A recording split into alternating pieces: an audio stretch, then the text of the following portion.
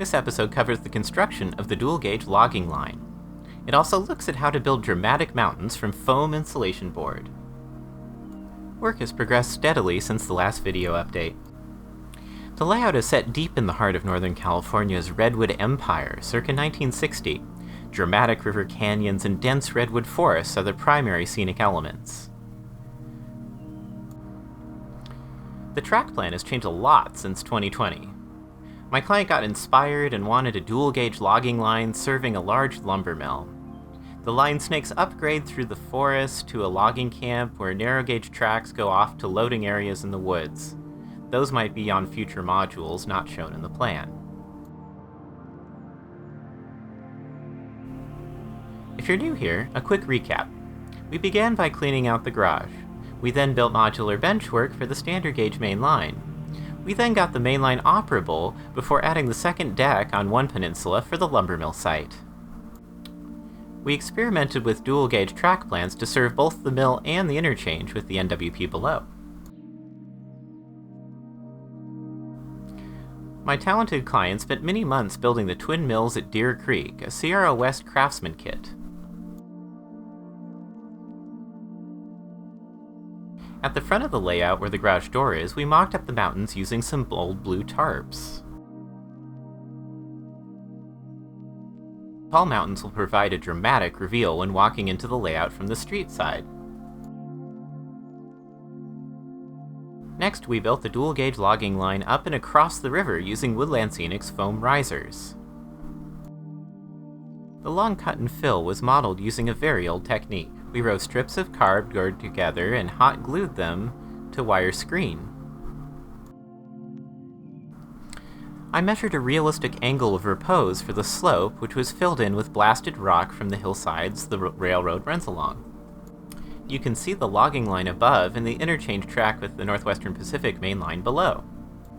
The foam contours to build up the shapes while keeping the inside hollow for the NWP main line inside.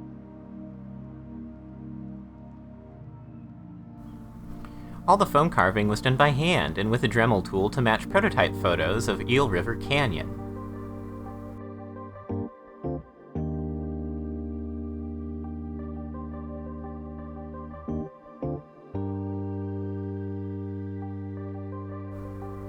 A layer of primer house paint brings the rock formations to life.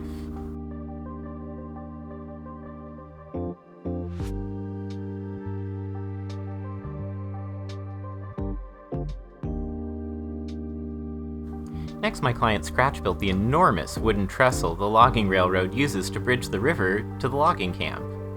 To my great surprise, he built it entirely of scale lumber, all stained by hand, one piece at a time, in just 2 weeks. To attach the deck to the bents, we filled a mailing tube with weights and clamped it to the deck to dry.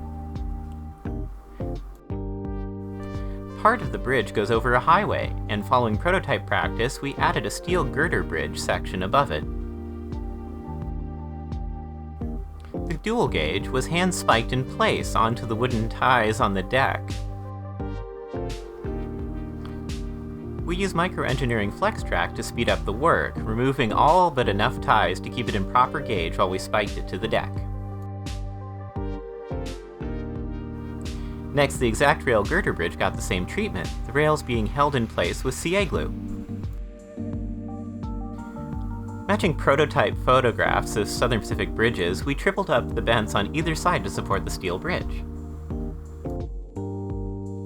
We had fun posing one of his 3-truck shays on a short logging train to get an idea of what it would look like once the track was all in place.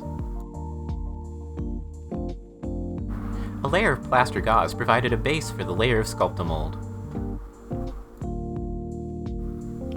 Next was creating the riverbed and waterfall. I mocked it up with an appropriately colored dish towel to get a feel for it. Crumpled junk mail was then covered with plaster gauze and Sculptamold to create the base for the riverbed. All the bridge abutments were installed before any scenery work. They were also painted and weathered before being masked with masking tape. Let's take a quick look at how I used a Dremel to carve the rock faces. I used an end mill bit using photographs as a guide, making sure to match the angle of the rock seams on both sides of the river.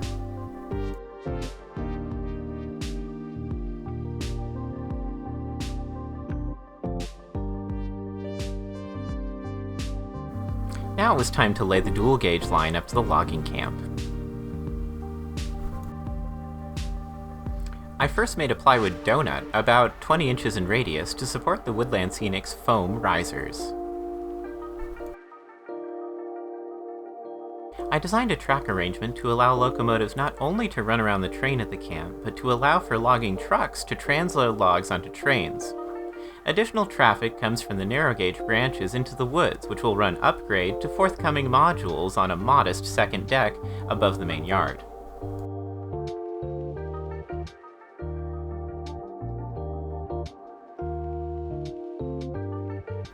In just a couple of days each month, we got very far, improving the playability of what was just supposed to be a scenic element into a realistic, fully functioning facsimile of a Redwood logging railroad.